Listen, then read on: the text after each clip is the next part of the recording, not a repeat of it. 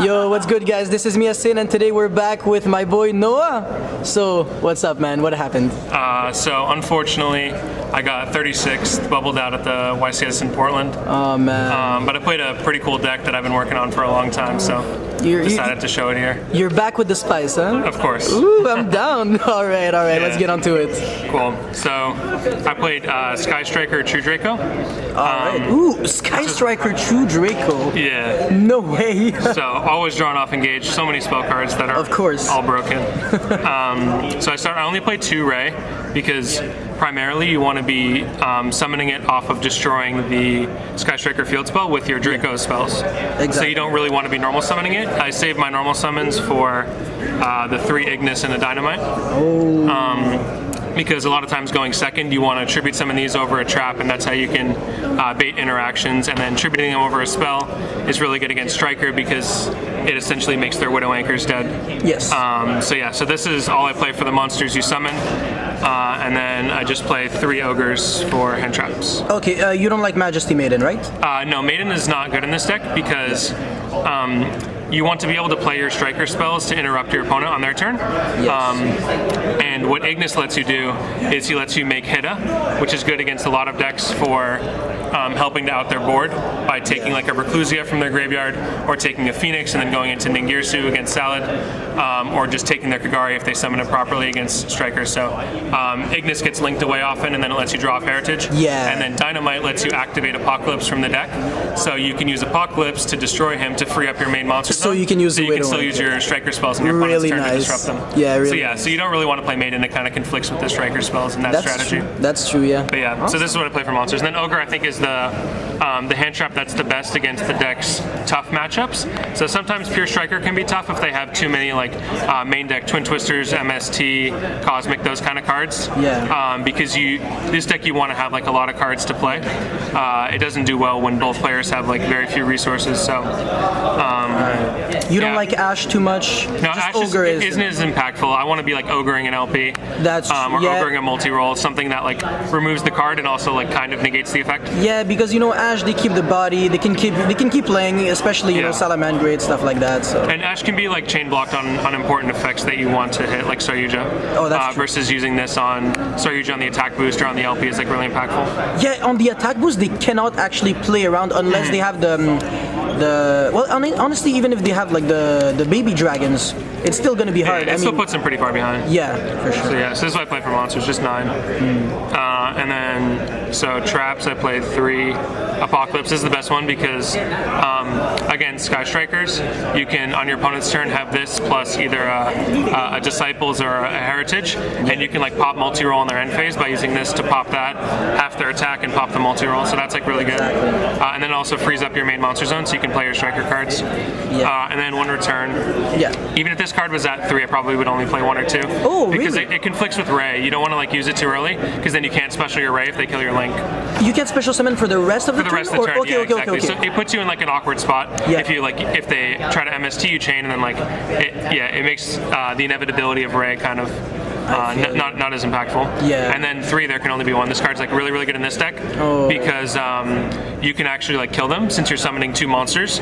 So you're doing like 4K at a clip versus Pure Striker. You only have your 1 Link monster, and it stops you from going from Link into Link. Yeah. Versus here, you can like make a Hida with your Ignis, or just even pushing for damage with 2 monsters is like. It almost feels like good. A combo deck actually. To it is, I only play combo decks. It's just like my combo takes multiple turns. You know, to set up. Exactly. That's sick, man. Yeah. So then just generic 1-up spells, Terraforming, Upstart, and Set Rotation. If you draw any of these cards, you're like really far ahead because Upstart is just a free spell on Grave. Yeah. This is multiple targets since I play 3 of each field spell. Another free spell. And then Set Rotation is particularly great because if you, I usually Set Rotation, give them area 0. Oh, no way. Give myself Diagram. Of course. And have a Draco spell. So you go Draco spell, pop Diagram, search a different one, resolution this, destroys this on their side. Yes. And then you special Ray from the deck, and that's already 3 spells in Grave with the Set Rotation in these 2. Yeah. So that puts you like really far ahead. I only drew this like 2 or 3 times all day, but no Mystic Mine somewhere. Super clutch. No, I don't play Mystic Mine. There's not really space for it, and like the deck, like I said, it functions when you have a lot of cards in play. Yeah. It doesn't do well in like simplified game state. and Mystic Mind just like in your opening hand doesn't do anything. It's and not a going starter. second against a lot of decks, they either have main deck like removal to out it, or it just like gets negated. So it's like, yeah, I just didn't think it was impactful enough to be in the main deck, and maybe I consider siding it in the future. I don't really know. Depends how the format shapes up. Alrighty. So yeah, so these are like the generic guys and the one-of striker cards. These Shark, and so the quick play spells are really good because you can chain them to Diagram for like a free pseudo +1. Yeah, the same way people use Forbidden Chalice, Stormforth, etc. Yeah, those kind of cards, except these are like high impact kind of cards. Better. Yeah, exactly. And Widow Anchor too, of course. This one I play this over the jamming because like your whole deck is MST between the the Draco spells and traps. So the real utility of this card, I guess you kind of want it for the double effect. And Yeah. Okay, sure, it makes sense. In this deck, I feel like you always have 3+ spells. Exactly, yeah. Just forcing out a back row is nice versus jamming later just isn't impactful enough. And then one multi-roll, would play more, of course. 3 of this, so like some lists play 2, but you really want to open with this plus a Draco spell or trap, because this is how you get your engine going. This targeting this, you get a free plus off the search. This pops this, you summon Ray, and then you have things going. Of course, they don't have to be destroyed by card effects. Just send from field to grave. Yeah, exactly. Yep, and you can pop your own cards with them too. Yeah. And then 3 Widows, 3 Engage, best cards. So like combining the draws from Engage, Heritage, and stuff, and Disciples, what's the highest amount of cards that you I can had draw 10 cards in my hand at one point. It was insane. I drew off Engage 4 times in one turn. Oh my god. Yeah, it was wild. Oh my god. Yeah. Deck is crazy. I mean, I'd already won the game, but just silent at that point. Yeah. And then the Dracos, I play 3 Diagram, 3 of this, and then only 2 of this, because if you just like manage your resources good, then you just use one to put back the other, and you never run out. And I don't play Desires, so there's no danger of banishing them. All right. So that's the main deck. 39 cards with Upstart, but 40. So then for the extra deck is for the most part kind of standard in terms of the striker links. I play 3 of this one, 2. Here, I'll move them up. 2 kind of. Because no one really expects a second kinda, and if you just need to not die against combo decks going into this, it's always nice to save you. I always like to kinda. Yeah, and I only played 2 because you get to see a lot more like cards with the Draco engine, and I wanted to have utility for this. So like a lot of times you like actually draw Engage in your opening hand, and then like you only need one of this for the whole duel, and the second one just kind of is like a generic generic body to link your Ray into. So yeah, so I don't think you really need 3 in this deck, and then 1 Kagari. Of course. I noticed you didn't play the equip spell. Yeah, you don't like it. I don't play Hercules base. It's just another brick. Like I said, this deck functions well. For sure. When you have like all live cards in your hand, you can't afford any dead cards. Yeah, 100%. Usually after turn 4, turn 4. I know, crazy. You go takes how long? What? You don't win turn 1 or turn 2? So after like turn 4, you're basically just playing with the Draco cards. Yeah. And at that point, your opponent is like on such low resources that you just win with those cards. Would you say what is your favorite engine to draw like early game at the very beginning? I usually want to start with like multi-roll and striker back row. Okay. And then kind of in the mid game is when the Draco cards start kicking. For sure. They're here to break boards. Yeah. And the Brandish are there to set up. Exactly, yeah, to have interruptions on your opponent's turn. Another thing that's really cool too is like if your opponent doesn't know you have any Draco cards in your deck, and you just like you search off a Engage, search Widow, draw a card, and then you like set 2. They're not anticipating that one of your sets is like an Apocalypse, so where you can tribute someone on their turn, right? It's just like when you're thinking about playing around striker back row, you're not thinking about like Apocalypse tribute summoning. So there's a huge difference between a pop and a negate. Yeah, exactly. Yeah. And then they have to deal with like a big body on the board too. That's going to search you a follow-up. Exactly. Yeah. It's really good. So then the rest of the extra deck, I play. So this card's kind of cool. You use it to link away your Draco monsters so that you can play your striker spells, because it's just a normal summon set monster.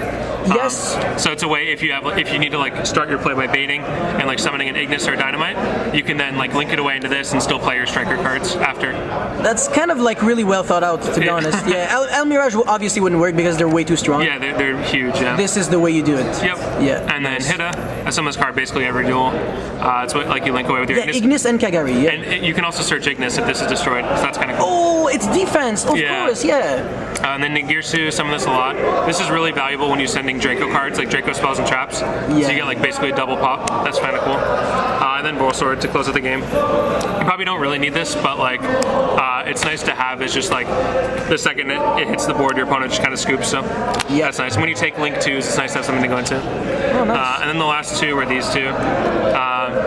So this is like, I thought there would be a lot more Orchist, but there really wasn't. And this was for Orchid. I know. Yeah, I know what. yeah. I know what kind of Orchist you mean. Of course, primarily it's used against Cyber Dragons, but this had utility in basically every matchup. You could use it against Salamangreat, against the Striker deck, against Orchist, against any combo deck.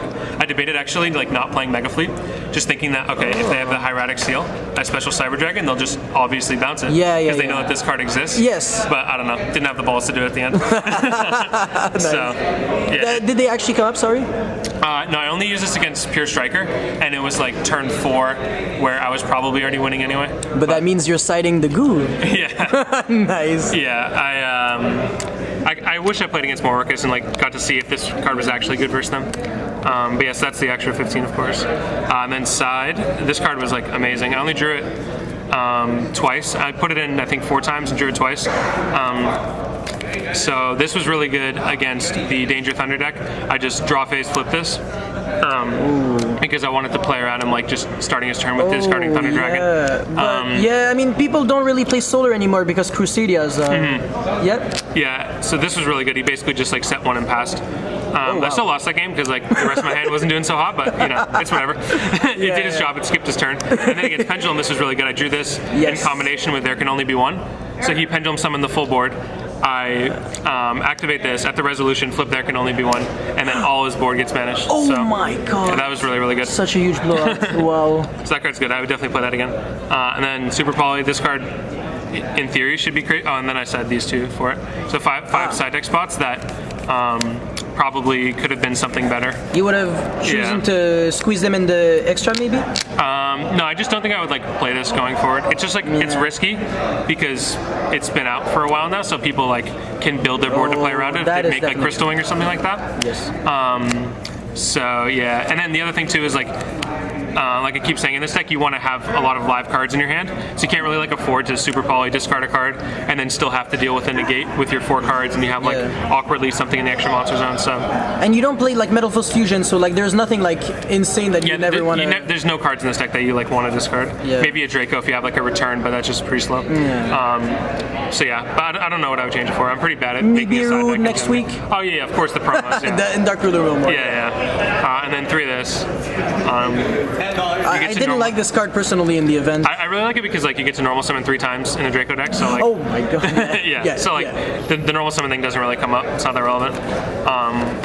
And you can like set up a board of negates with your engine, so like it doesn't really matter that you can't kill it. Just out of curiosity, when you, let's say, won game 1, did people choose to make you go first ever on game 2 and 3, or they were? Yeah, I got made to go first a lot because I played against a lot of pure Sky Striker. Okay. So they don't like it's probably the correct play in the Striker mirror, or even when Striker plays against Draco in general, to make them go first. So I ended up going first post side a lot, and I liked White Howling a lot. I played that at the prior event, but I thought that the Striker and the Draco matchups were already like favorable enough that I didn't like need to devote any side deck spots for that. More help is always appreciated. Yeah, it would always be nice. If you're struggling against those decks, I guess play White Howling. But I don't know. I thought the matchup was like pretty skillful, so I didn't need to like side a blowout card for it. Versus where the matchups aren't skillful, like the Danger Thunder matchup. I wanted to have like a blowout side deck card. So then the last cards were Cyber Dragons. Ooh, the best card ever, huh? Yep. Yeah, it's pretty cool. I don't know. Kind of already explained these. And you can like. If your extra monster stone's clogged, you can always send it with the field spell, or tribute over it, or like send it with you can destroy it with diagram or send it with multi-roll. So like having an awkward fusion up here doesn't really. No, they don't clog. They don't clog. And then this is the last card. So I decided this is basically the only. I decided this card in like the most out of any card in my side deck. I would put in this, and then maybe like in the future I'd play 2 Cyber Dragons because against Striker I wanted to take out the There Can Only Be Ones. So oftentimes I would just put in these 3, even if I didn't know if I was going first or second, because the game takes a lot of turns. Exactly, so like that's true. And you lose drawing this at like any point is good. So I agree. And then this is good against generic like back row decks, just having a search pull out.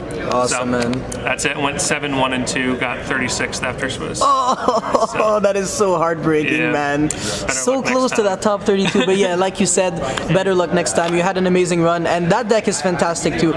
So, do you think I'll be seeing you play this deck in the future as well? Oh yeah, definitely. I think it gets even better with the 10 promos because it has a good matchup versus the other control decks, and you get to abuse those promos to combat combo decks. And when are you ever summoning more than 5 times per Yeah, turn? exactly. Never. I actually got super polyed round 1 for my Shizuku and my Dynamite Knight into Mud Dragon.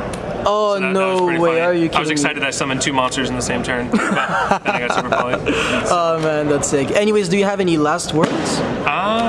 No. I think this deck's like a lot of fun and it's really hard to play. So if you want to challenge That's yourself with technical play, then try to pick up this deck. It's a good challenge. It's already extremely hard to deck build, to be honest, because I tried it myself and I was not getting anywhere. Yeah. So I would definitely recommend playing this deck. It's been a lot of hours perfecting it. So I'm really glad you made it, and honestly, good luck with everything, and it was a pleasure to have you on this deck profile. Yeah. Thank you so much, man. Thanks so much. Thank you. Take care. So it's Yasin signing out. Thank you very much, guys. Peace. Bye-bye.